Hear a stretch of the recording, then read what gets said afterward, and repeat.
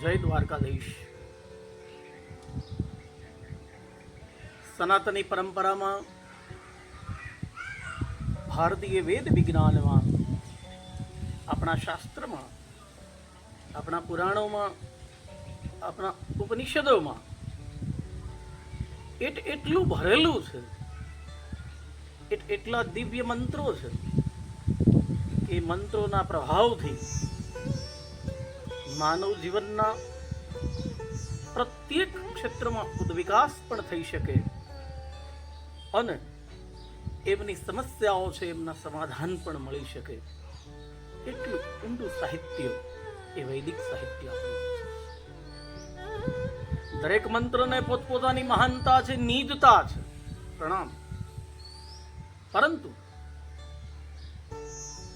આજે આપણે એવી ચર્ચા કરવી છે એક દિવ્ય મંત્રની કે જે શ્રીમદ ભાગવત મહાપુરાણ એમના અન્વયે કે એક સામાન્યમાં સામાન્ય માણસ કે જે સંસ્કૃતમાં પ્રકાંડ પંડિત નથી, જેમના વિશે એમ કહી શકાય કે એ એટલો સાક્ષર પણ નથી કે વૈદિક મંત્રો છે એમનો સ્પષ્ટપણે ઉચ્ચાર કરી શકે, એ સામાન્ય વ્યક્તિ પણ જે મંત્ર અને એમનો પાઠ કરી શકે. અને એવો દિવ્ય મંત્ર, એક જ મંત્રના કારણે એમના શરીરની અંદર રહેલી કોઈ પણ પ્રકારની શારીરિક બીમારી છે એમાંથી એમને મુક્તિ મળે.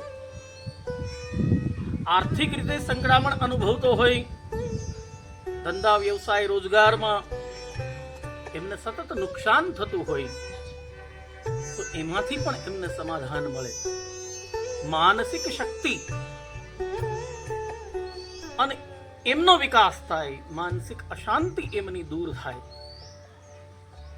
એ ઉપરાંત ઋણ અને કર્જમાં દબાયેલો વ્યક્તિ હોય એ પણ એમાંથી બહાર આવે. તમામ પ્રકારના સર્વ પ્રકારના દુઃખો એમાંથી મુક્તિનું એકમાત્ર સાધન એવો એક દિવ્ય મંત્ર જેમની આજે આપણે ચર્ચા કરવા જઈએ. આમ તો ભગવાન શ્રી કૃષ્ણ પરમાત્માના વાંગમય સ્વરૂપ એવા શ્રીમદ ભાગવતજીનું ચરિત્ર દર્શન, એમની અદ્ભુત લીલાઓનું દર્શન આપણે સૌ કરતા હોઈએ છીએ. પરંતુ એ ભક્તજનોની પાસે રહેલી કેટલીક પ્રસિદ્ધ વાતો પણ છે અને કેટલીક અજાણી વાતો.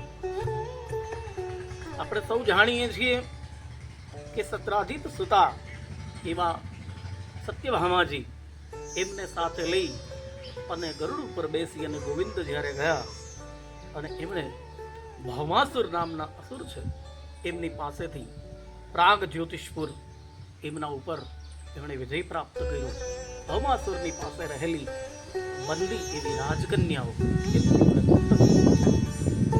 સૌ રાજ્ય કન્યાઓ, એમની એક જ ઈચ્છા હતી કે ભગવાન શ્રી કૃષ્ણનું શરણ પ્રાપ્ત થાય અને એમની ઈચ્છાઓને પરિપૂર્ણ કરવા માટે પૂર્ણ પુરુષોત્તમ પરમાત્મા છે એમણે 16,100 કન્યાઓની સાથે વિવાહ કર્યો.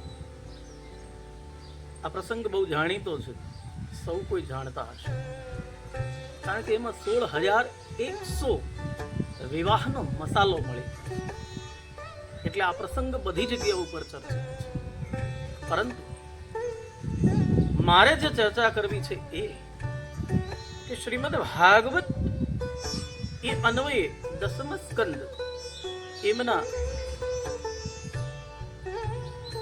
73મા અધ્યાયની અંદર એક 16મો શ્લોક છે કે જેમાં જરાસંધની કેદમાંથી ભગવાન શ્રી કૃષ્ણ પરમાત્માએ 20,800 રાજાઓ છે એમને પણ મુક્ત. પરંતુ એમાં બહુ મસાલો નહીં હોવાને કારણે એમની ચર્ચાઓ આજે આપણે એ ચર્ચા કરવી છે. આ 20,800 રાજાઓ જ્યારે મુક્તિ મેળવી જરાસંધની કેદમાંથી, ત્યારે ભગવાન શ્રી કૃષ્ણ પરમાત્મા એમની પાસે બે હાથ જોડી અને સ્તુતિ કરી. અને એ સ્તુતિનો જે એક શ્લોક છે એ જ આ દિવ્ય શ્લોક છે કે એક જ શ્લોકનું પઠન કરવાથી, નિત્ય પાઠ કરવાથી, પ્રાતઃ કાળ અને સંધ્યા કાળે દિવસમાં 2 વખત આ પાઠ કરવાથી તમામ પ્રકારના દુઃખો છે એમનું શમન થાય છે. શ્લોક આપ સૌ જાણતા હશો, ન જાણતા હોય તો. કૃષ્ણાય વાસુદેવાય હરે પરમાત્મને પ્રણતઃ ક્લેશનાશાય ગોવિંદાય નમો નમઃ. બહુ સીધા શબ્દો છે, બહુ અઘરું સંસ્કૃત પણ નથી. કૃષ્ણાય વાસુદેવાય હરે પરમાત્મને પ્રણતો ક્લેશનાશાય ગોવિંદાય નમો નમઃ. તો સૌ ભક્તજનોને ખાસ એટલું જ કહેવાનું કે શ્રદ્ધાપૂર્વક રીતે નિત્ય આ પાઠ કરતા રહો. શારીરિક પીડા, આર્થિક પીડા, શત્રુઓ તરફથી મળતો કોઈ દબાવ કે ત્રાસ, આ તમામ પ્રકારની સમસ્યાઓ છે એમનું એક જ સમાધાન છે. જે રીતે જરાસંધની કેદમાંથી રાજાઓ છે મુક્ત થયા, એ રીતે આપણે પણ અનેક ત્રાસમાંથી મુક્ત થઈએ એવો આ દિવ્ય શ્લોક છે. આજે ભગવાન કૃષ્ણ પરમાત્માના દિવ્ય શ્લોક અને એમની આપણે ઝાંકી કરી. બસ આ જ રીતે શાસ્ત્ર પ્રમાણ સાથે અને વેદ વિજ્ઞાનની ચર્ચા આગળ પણ આપણે કરતા રહીશું. આપ સૌને જાજાથી જય દ્વારકાધીશ, જય દ્વારકા.